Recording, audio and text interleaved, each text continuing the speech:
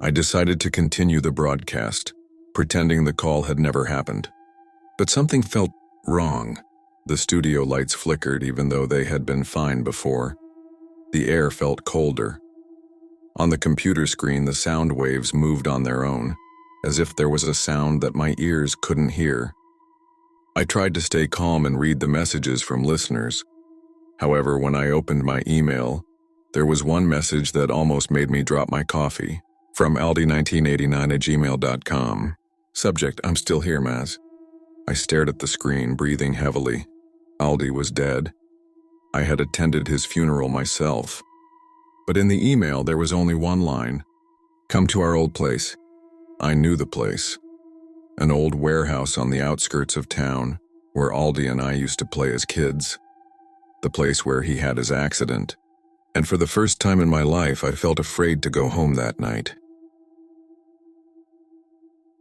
My desire to ignore everything was gone when something happened in the studio.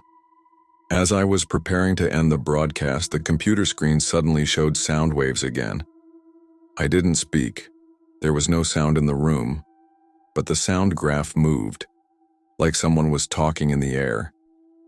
Then through the headphones, I heard Aldi's voice again. "I'm here, Maz, behind you." I froze. Slowly, I turned around. In the reflection of the studio glass, I saw something standing behind me. A pale figure, his face half destroyed, his eyes blank, staring directly at me.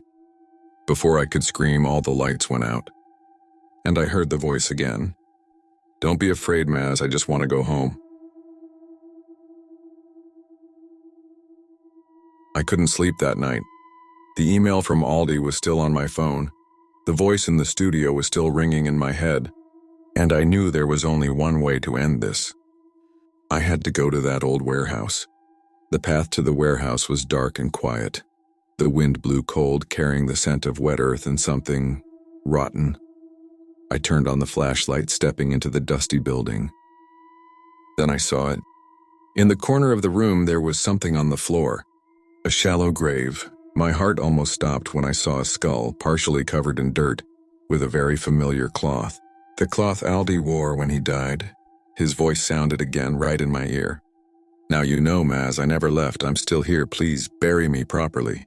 With shaking hands, I dug the ground, making sure Aldi's bones could get the resting place they deserved. And that night, for the first time, I heard a different voice from the radio, a whisper of relief. "Thank you, Maz. I can go now." After that, the radio studio never experienced any more disruptions. But sometimes when the night was too quiet, I could still hear static in the air, like someone was still trying to talk to me from the darkness. I don't believe in ghosts. I don't believe in the afterlife, in restless spirits, or in voices in the dark. My job as a night radio host is always filled with strange stories from listeners, but they're all just entertainment. Until that night. The night someone called me and I recognized the voice. Someone who should have died. I, Demas, am a night radio host at a small station in the suburbs. My program, Malam Mysteri, airs from 11 p.m. to 2 a.m. Listeners call in to share horror stories, mystical experiences, or just to talk to someone so they don't feel alone in the dark. That night, as usual, I sat in front of the microphone, took a sip of coffee, and greeted my listeners. "Good evening, mystery lovers. This is Demas on the Malam Mysteri program. As usual, we'll hear scary stories from all of you. If you have a story, call this radio station and share it with us." One by one, the callers started coming in. A mother told of hearing crying in an empty house. A man talked about his trip to a haunted place. Everything was going as usual, until the call came in. On the monitor screen, only an anonymous number appeared. I picked up the phone. "Hello, good evening. Who's there?" Silence. There was the sound of breathing, slow, heavy, like someone who was exhausted or in pain. "Hello? Can you hear me?" I asked again, trying to sound friendly. Then the voice appeared. "Maz Demas, remember me?" I froze. That voice, it was Aldi's voice. Aldi, my childhood friend. Aldi, who died in a car accident 3 years ago.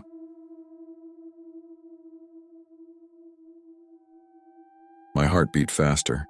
I was sure this was just a coincidence, maybe someone whose voice sounded like Aldi's. But then, the voice spoke again. "I'm cold, sir. It's dark here. I'm alone." I couldn't say anything. My right hand gripped the table while my left hand turned down the volume of my headphones, hoping this was just a technical glitch. "Who is this?" I finally asked, my voice shaking slightly. The voice on the phone laughed softly, coldly. "You know who I am, sir. I'm still here. I haven't left." Suddenly, the radio signal became noisy. Static filled the studio. I took off my headphones, feeling the hairs on the back of my neck stand on end. Then a whisper came. "Help me." Instantly, the connection was cut off. The studio was silent again. Only the ticking of the clock could be heard. I sat there for a few seconds, trying to calm myself. This had to be a joke. Someone was playing a trick on me. But how could the voices be so similar? And why did I suddenly feel like someone was watching from the corner of the room? A few months after that incident, I received one last email from the same address, from aldi1989@gmail.com. Subject: "I'm at peace now, but don't forget, sometimes those who leave still want to talk." And since that night, I never answered a call from an unknown number again.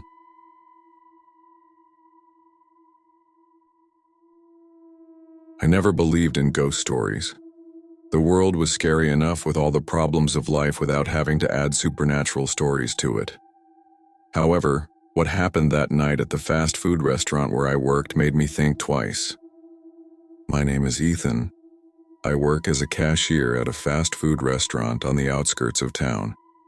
It's not part of a big chain, just a small place frequented by truck drivers and regulars looking for a cheap late-night meal. That night, I was working alone at the front desk while my partner Brian was in the kitchen. The restaurant was mostly empty. There was only an old man sitting in the corner sipping his coffee in silence. I had a feeling that the night would pass without any interesting events. I was wrong. The order notification bell rang. I looked at the cashier's screen. Table 6's order: cheeseburger, large fries, and soda. I frowned. There was no one at table 6, and that's where it all began. I glanced at table 6, a table in the back corner of the restaurant, right under the dim lights that had been flickering for weeks. There was no one there. The chairs were neatly arranged, and the table hadn't been touched since the last time I cleaned it. I turned to the kitchen. "Brian, did you just take an order from a customer?" I asked. Brian appeared from behind the kitchen door, his face covered in sweat. "Huh? No, I was busy cooking. Why?" I looked at the cashier's screen again. Table 6's order. There was no way I was seeing it wrong. I tried to think logically. Someone had just walked in without me noticing. I grabbed my tray and walked over to table 6. When I got there, the air around me suddenly grew colder. The restaurant was usually warm because the kitchen was always running, but now it felt like a cold breeze was biting my bones. I set the tray on the table and turned to go back to the cashier. That's when I heard it. "Thank you." His voice was soft, almost a whisper. I froze. There was no one behind me. With shaking hands, I slowly turned around. Table 6 was still empty, but now the burger on the tray was bitten. I took a step back, my breath catching. I tried to think of an explanation. Maybe I was just tired. Maybe there was something weird about the lighting that was making me hallucinate. But before I could think any further, the notification bell rang again. Table 6's order: cheeseburger, large fries, and soda. I stared at the screen, my eyes wide. I turned to table 6, and there, in the seat that had been empty a few seconds ago, was something. A black, shadowy figure sat in the chair. No face, just a solid, dark silhouette. Slowly, it lifted the burger to its unseen mouth. I didn't wait any longer. I ran into the kitchen, bumping into Brian, who was shocked to see my pale face. "Brian, we have to get out of here now." But before Brian could ask, the notification bell rang again. And this time, on the cashier's screen, there was an additional word below the order: Sit with me.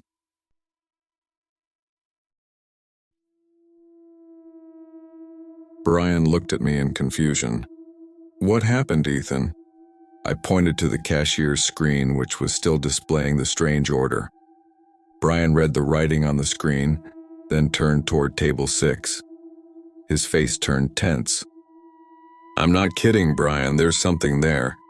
Brian took a deep breath, then walked toward the table. I wanted to stop him, but my feet felt like they were planted on the floor. He stopped in front of table 6 and looked around.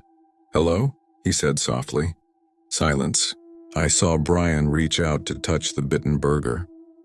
But before his fingers could touch it, a strange sound came from the kitchen. It sounded like someone walking on the kitchen floor with bare feet. Brian turned toward the kitchen, then toward me. Who's in there? I shook my head. No one. We stared at each other. Then the sound came again, louder this time.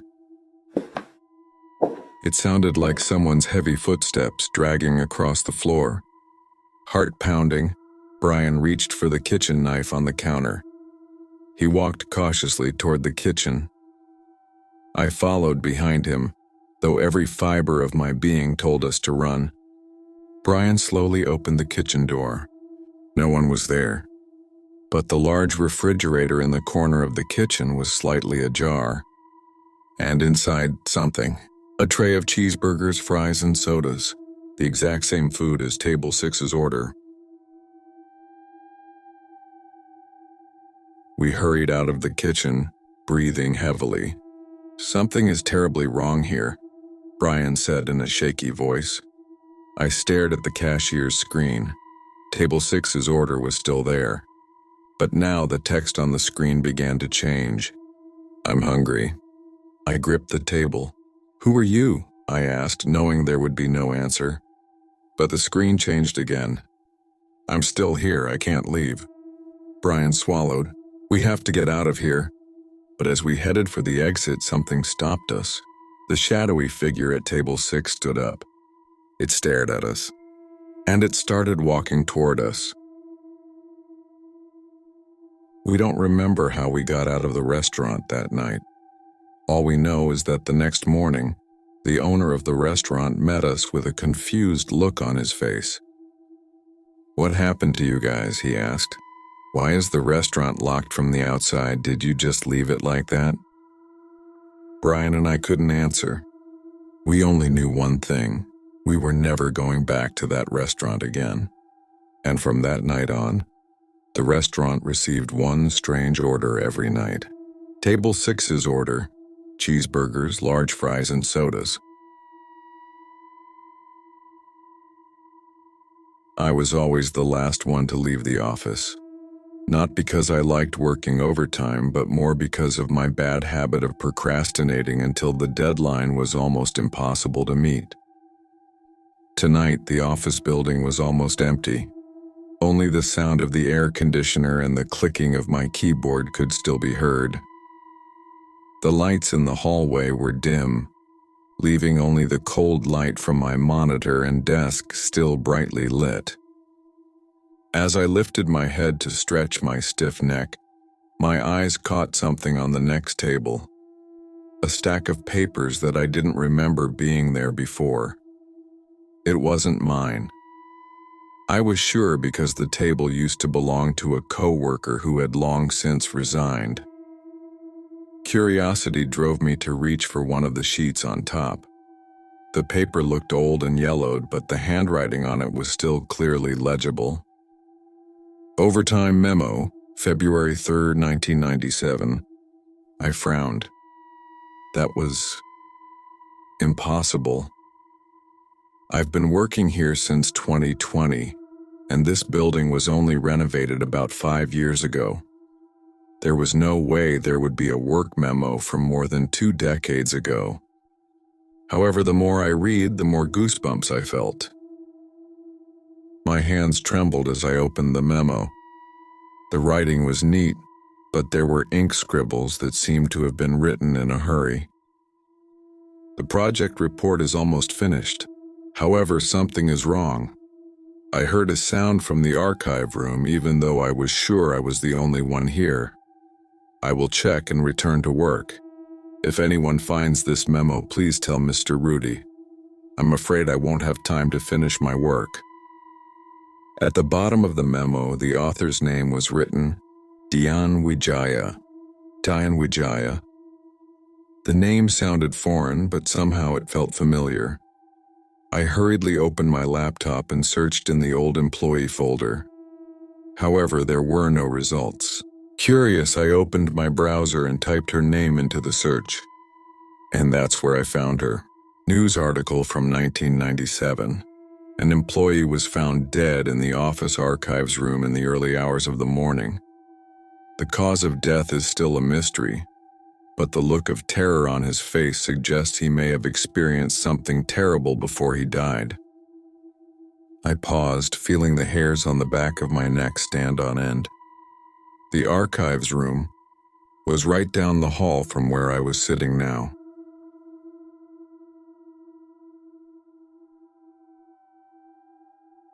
I turned my head toward the hallway. The archives room had been unused for a long time, only occasionally opened to look for old documents. The lights were always dim, and the door always creaked when it was opened. As if responding to my thoughts, a sudden noise came from that direction, like the sound of sheets of paper being violently shuffled. I swallowed. Should I go there? My instincts told me no. But something inside me, maybe curiosity, maybe an irrational urge, made me get up and walk toward the archives room. My footsteps echoed on the cold marble floor. The closer I got, the clearer the sound became. It wasn't just the sound of paper now, but also something like someone whispering. I reached the door to the archive room and reached for the handle. My right hand was sweating slightly as I slowly turned it. The door opened with a long, drawn-out creak. The air inside was colder than outside. The smell of old paper and dust hit my nose. I stepped inside, squinting to see better between the tall shelves. In the corner of the room, something stopped me. An old desk with the same stack of papers as the one I had found earlier. And on the desk, another memo. My hands shook as I picked it up. The writing on it was messier than before, as if it had been scribbled in a panic. I'm not alone here. I heard footsteps. I saw something among the shelves. Something that shouldn't be here. I need to get out, but the door is locked. Please, if anyone finds this, don't make the same mistake. I shuddered. As I folded the memo back up, something caught my attention. On the floor near the table, there were shoe prints.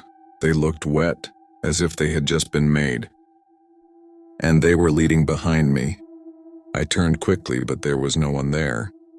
However, as I turned to leave, the light suddenly went out, and I heard someone breathing behind me. My heart was pounding. I could feel the presence of something in this room. With shaking hands, I reached for my phone and turned on the flashlight. The light shone on the shelves of files, casting long, moving shadows on the walls. I tried to breathe slowly, hoping it was just my imagination. Then between the shelves, I saw it. A shadow stood still.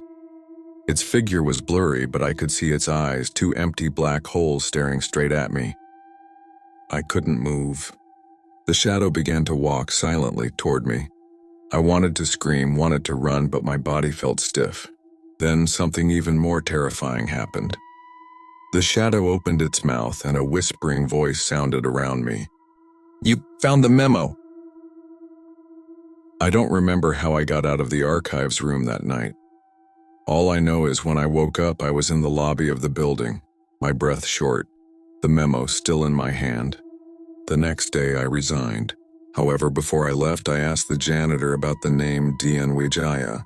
He stared at me for a long time before finally saying in a low voice, "Dian was never found. He said she is still working there and overtimes until now." And since that night, every time I pass by that office building, I always see it. The shadow of someone sitting at a table in the archives room writing memos. nonstop.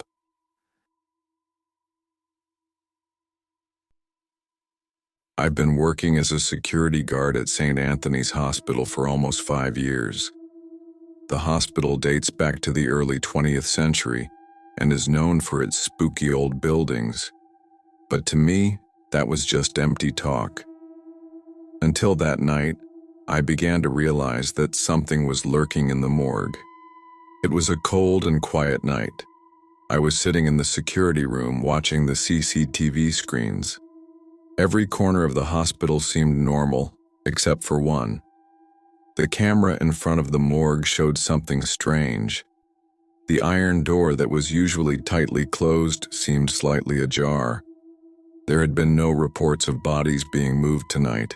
I grabbed a flashlight and walked down to the basement where the morgue was located. As I descended the stairs, an unnatural chill gripped me. The air here was colder than usual, piercing to the bone.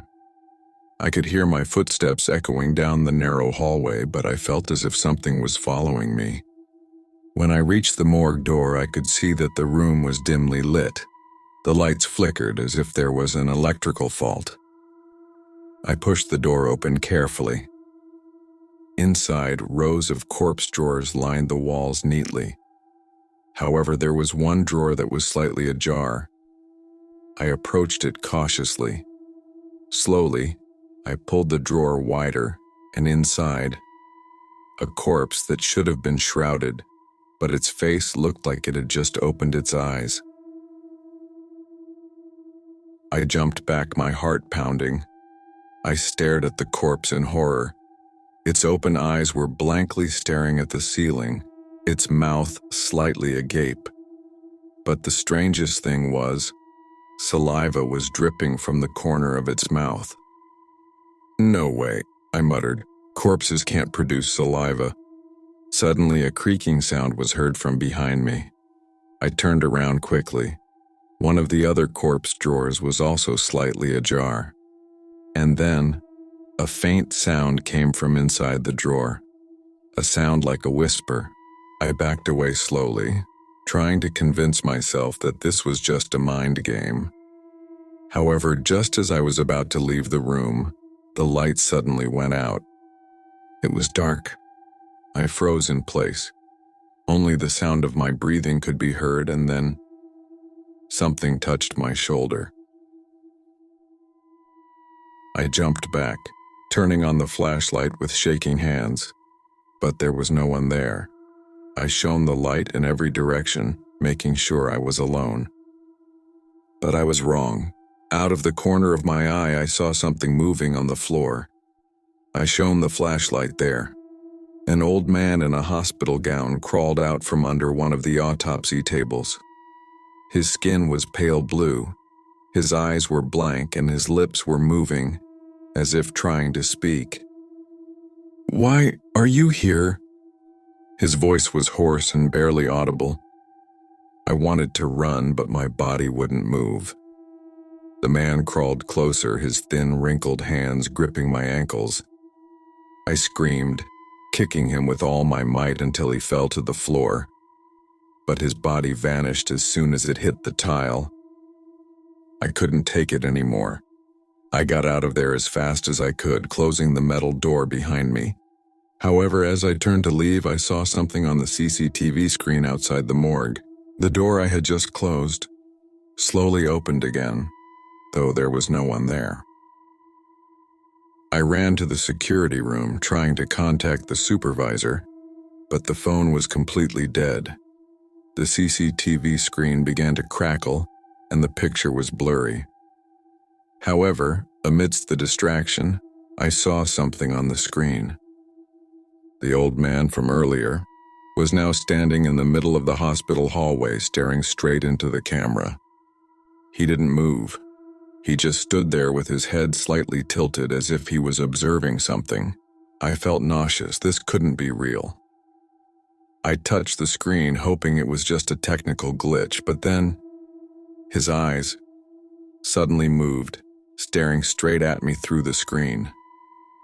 I jerked back, and then the screen went back to normal. There was no one there. I had to get out of here. I had to get out before there was a soft knock on the security room door. I held my breath. The knocking grew louder. I stared at the door in fear. I could see the shadow of a foot from the gap under the door. I couldn't move. Then the knocking stopped. An eerie silence filled the room. I swallowed, hoping whatever it was had gone. But then, with a deafening creak, the door began to open by itself. And there stood the old man.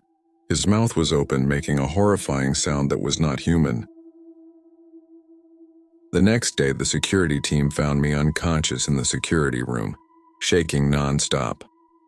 The CCTV footage from that night was completely destroyed, and the morgue was found empty. However, there was one strange thing. One of the drawers that had been open yesterday was now tightly closed, and when a doctor opened it, they found the body of an old man with the same face as the one I saw that night. But what was even more terrifying, the man had died 3 days before the incident. I always thought that working as a janitor in an office building was just a regular job. Nothing exciting, just sweeping, mopping, and making sure everything was clean. But that night, something that should never happen happened to me. I took the elevator to a floor that was never opened. The building I worked in was an old 15-story building that had been standing since the 1980s. Most of the floors were used for corporate offices, except for one floor, the 13th floor. There was no button for that floor on the elevator, and everyone in the building knew it didn't exist. I never asked why. I thought it was just superstition or business reasons, but that night the elevator took me to a floor that wasn't supposed to exist, and what I found there was something I wasn't supposed to see. The clock struck 11:45 p.m. I was the only person left in the building as usual. I had cleaned the 12th floor and was getting ready to go down to the lobby. But when I stepped into the elevator, the lights suddenly flickered and the buttons began flashing on their own. My heart was pounding. I tried to press the button for the first floor, but it didn't respond. Instead, the previously absent 13 suddenly flashed red. I swallowed. I'd never seen that button before. There shouldn't be a 13th floor. Before I could react, the elevator doors closed and the elevator began to move upward. When the doors opened, a strange chill greeted me. The lights in the hallway were dim and flickering. The floor looked like part of an abandoned building.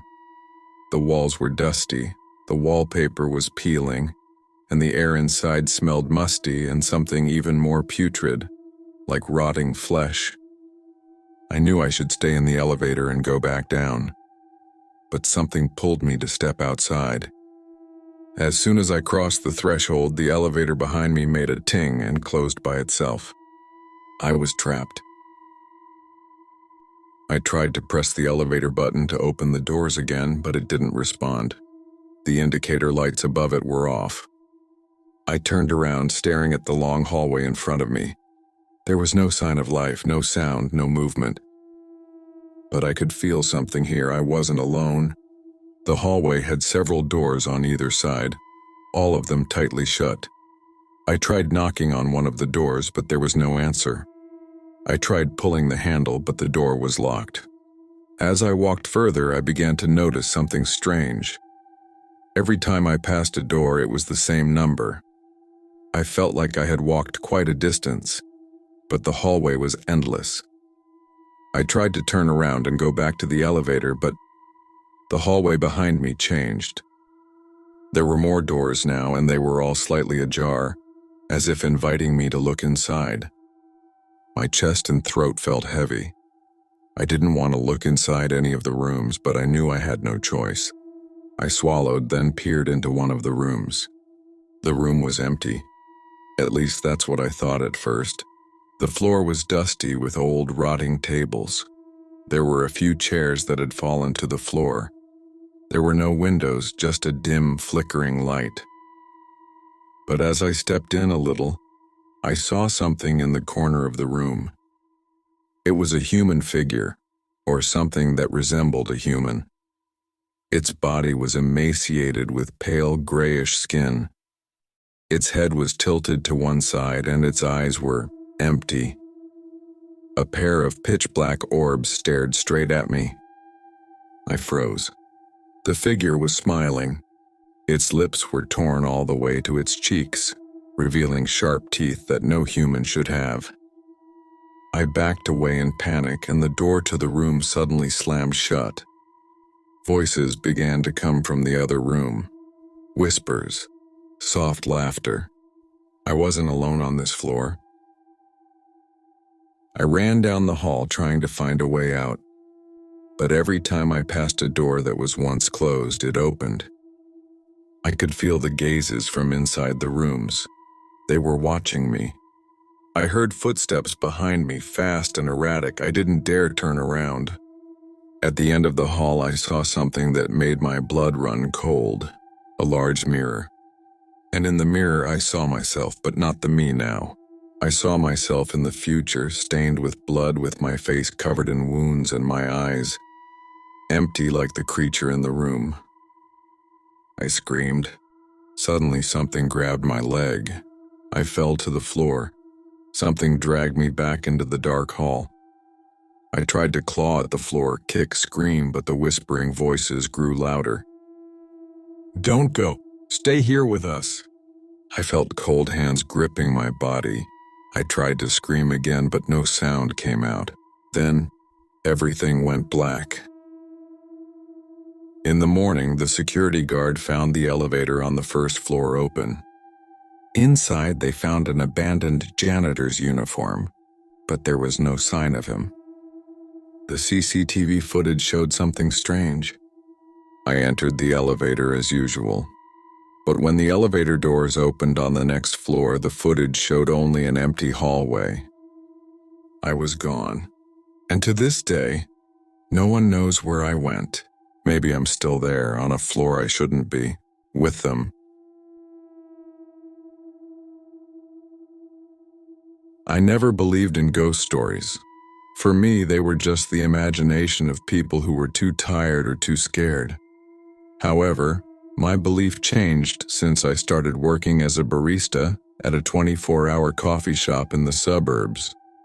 This is where I first met the 3 a.m. customer. He came every night right at 3 a.m. Never early or late, as if the time was already a part of him.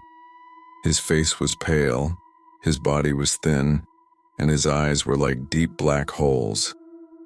He always ordered black coffee without sugar, sat in the corner of the room, and disappeared just before the dawn call to prayer sounded. At first, I thought he was just an ordinary customer who happened to have strange habits.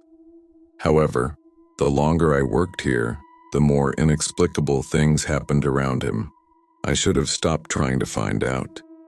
But that curiosity led me to a nightmare that I never imagined before. I started working at this coffee shop 2 months ago, taking the night shift because the pay was higher. Late-hour customers were usually drunk people looking to unwind, college students needing caffeine to stay up late, or truck drivers needing a pick-me-up before continuing their journey. But among them all, there was only one customer who always came at the same time. The first night I saw him, I was cleaning up a table when the doorbell rang. I glanced at the clock, exactly 3:00 a.m. The man walked in slowly. He was wearing a shabby-looking black jacket and trousers that were too big for his thin frame. His skin was so pale that it was almost transparent under the neon lights of the shop. What was most disturbing were his eyes, blank, dark, and not reflecting any light at all. He walked straight to the counter and spoke in a low, almost whispering voice. "Black coffee, no sugar." I nodded, feeling a little uncomfortable. His voice sounded like it was coming from far away, like there was a strange echo behind him. As I poured the coffee into a cup, I glanced at him furtively. He stood still at the counter, his gaze fixed on me. His lips moved slightly as if he were muttering something inaudible. I handed him the cup carefully. His fingers brushed mine for a moment, and I felt a piercing coldness, not like human skin, but like touching frozen metal. I held my breath. The man took his coffee, walked to the corner of the room, and sat down at the same table as the night before.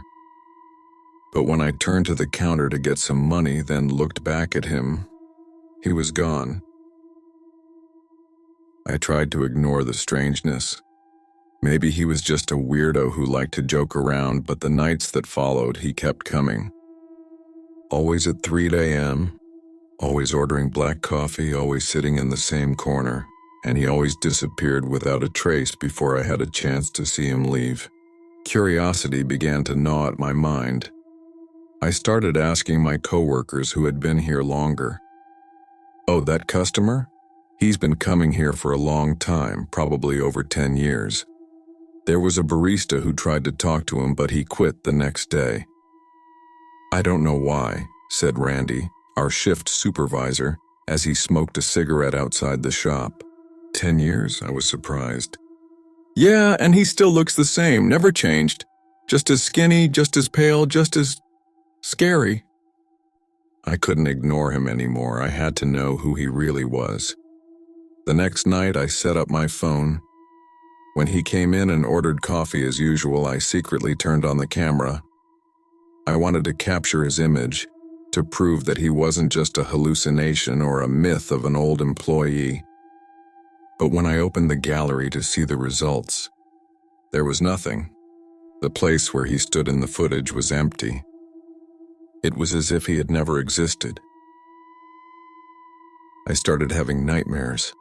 In my dream, I was in a coffee shop alone. The clock on the wall read 3 a.m.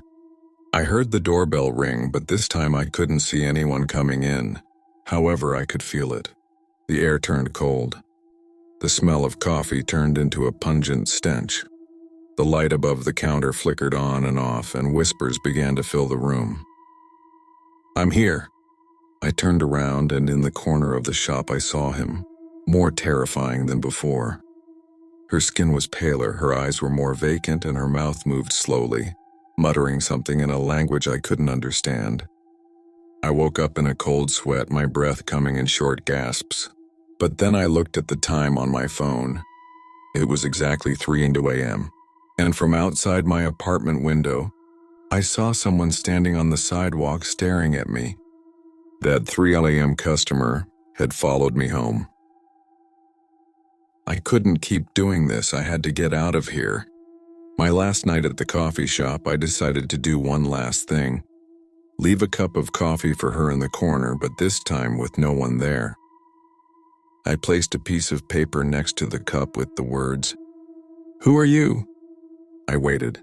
The clock read 3 a.m. A cold wind blew into the shop. Even though all the windows were closed, the lights flickered. And when I looked back at the table, the paper was gone. In its place, there was something else, a worn photograph. In it, I saw a young man in a barista uniform smiling behind the counter. Under the photo was a name written, "Jason, deceased, 2013. I swallowed. My hands shook as I looked at the man's face in the photo. It was me. And then I heard the doorbell ring again.